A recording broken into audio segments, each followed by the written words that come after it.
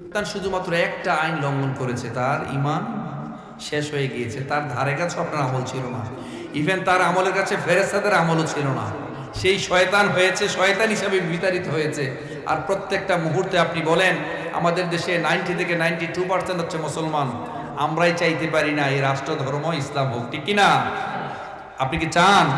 চান কিনা? কারা কারা চান? দুই হাত তুলে আল্লাহকে দেখান। লিল্লাহে তাকবীর, লিল্লাহে তাকবীর।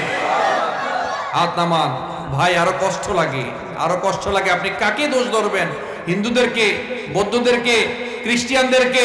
92% মুসলমান হওয়া সত্ত্বেও আমরা চাইতে পারি না রাষ্ট্র ধর্ম ইসলাম হোক, ঠিক কিনা? উপরন্তু আমাদের মতো কিছু আলেমে দিন পোশাক আশাক এইরকম মনে হয়, তারাও যখন কিছু কিছু হালুয়া রুটির কারণে, গরম গরম জিলাপি আর হালুয়ার লোভে, কিছু মাত্র এদিক সেদিক হাদিয়া তোহফা পাওয়ার লোভে আমাদের পুরনো শকুন যারা আমাদের মানচিত্রকে বরাবরের মতোই খামচে ধরতে চায়, তাদের সাথে পর্যন্ত আঘাত করে, ঠিক কিনা বলেন? তাই ভাই, আপনি যদি অন্তত মন থেকে চাইবেন ইকামতে দিন, ইয়া আইয়ুহাল্লাযীনা আমানু দুখুলু ফি সিলমি কাফা, আল্লাহ তাআলা কত যত্ন করে আদর করে বলেছেন, হে ঈমানদারগণেরা, হে মুমিনেরা, হে বিশ্বাসীরা, তোমরা পরিপূর্ণভাবে ইসলামে প্রবেশ করো। আমার